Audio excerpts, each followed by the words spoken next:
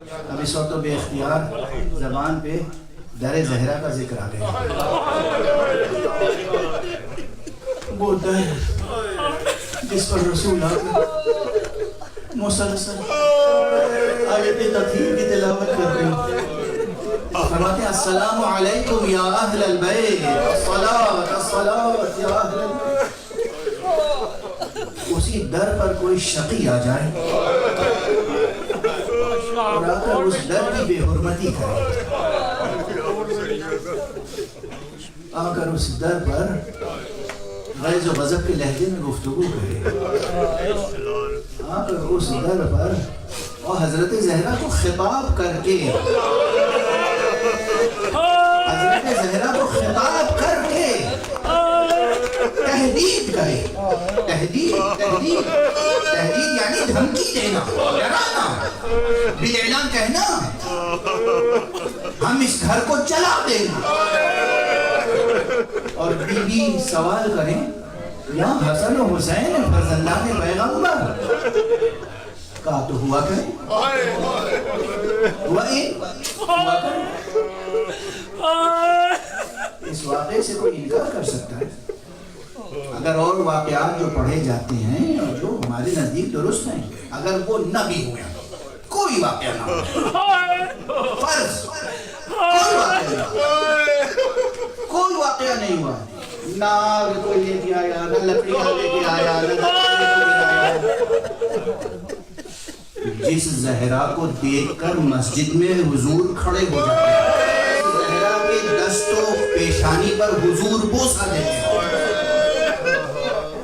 جس زہرا کے لیے کہا ہو بقعۃ منی, میرا ٹکڑا, جس زہرا کے لیے فرمایا ہو کہ اللہ اس کے غضب سے غضب نہ ہو,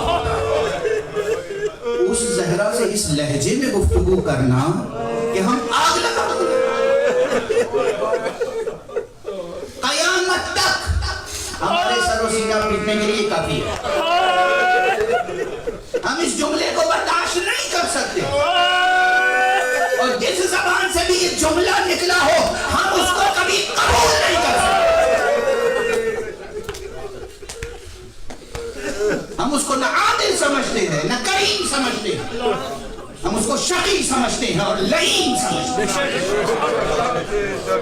زہرا سے اس لہجے میں گفتگو, نشے اقتدار میں, نشے سیاست میں, دین کہاں رہ گیا, دیانت کہاں رہ گئی, حرمت کہاں رہ گئی, عظمت الہی کا تصور کہاں رہ گیا, حرمات الہیہ کا احترام کہاں رہ گیا. یہ گستاخی مگر قابل عفو ہے, ہم معاف کر دیں. جسے زہرا نے کہا وہ ہم معاف نہیں کریں گے. میں 10 کروڑ کی ایک بات پوچھنا چاہتا ہوں, جو لوگ زندگی بھر کافرانہ زندگی بسر کرتے تھے, اور آ کر حضور کے سامنے ایک بار کلمہ پڑھ لیا اور حضور کی صحبت میں چند لمحے بیٹھ گئے, کلمہ پڑھنے کے بعد وہ تو عادل,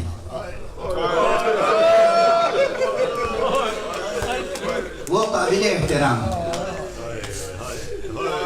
ان پر کوئی الزام لگے تو اس کو دور کرنا ضروری ہے.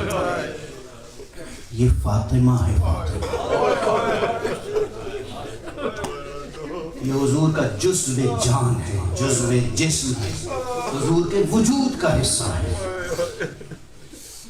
یہ فاطمہ کیسے آداب و اقدار نبوت میں ڈھلی ہوگی. اس فاطمہ سے اگر گواہی مانگے کوئی, وہ منصف بھی ہو سکتا ہے.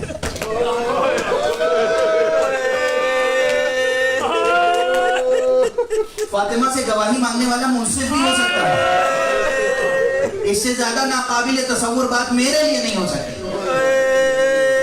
فاطمہ زہرا سے گواہی طلب کرنے والا منصف بھی ہو سکتا ہے جو فاطمہ صداقت کے اس مرتبے پر فائز ہو, صداقت کے اس مرتبے پر کہ توحید اور شرک کے مقابلے میں مباہلے میں لے کر آئے پیغمبر. اس فاطمہ سے گواہی طلب کریں.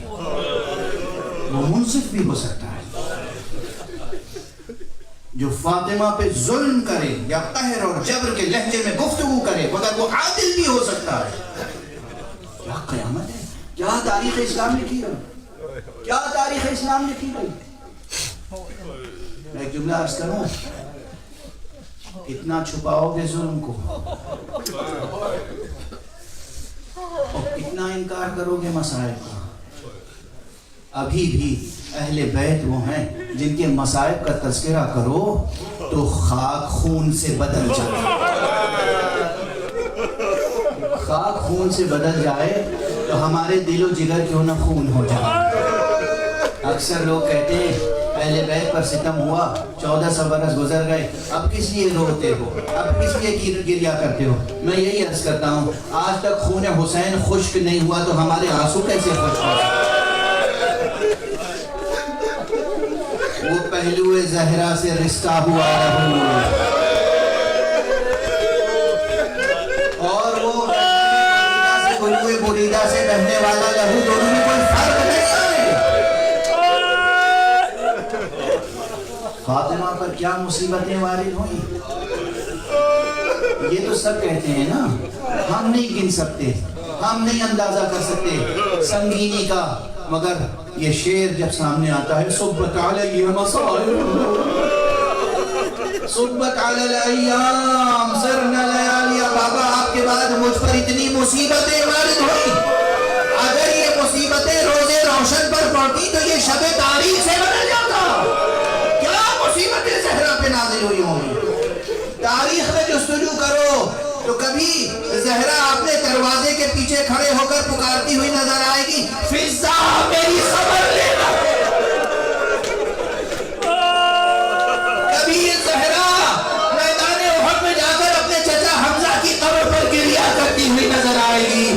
کبھی یہ زہرا بیت الحزن میں بیٹھ کر فریاد کرتی ہوئی نظر آئے گی, واہ بتا واہ سیدہ واہ محمدہ, ہم جمع ہوئے کہنے کے لیے واہ زہرا.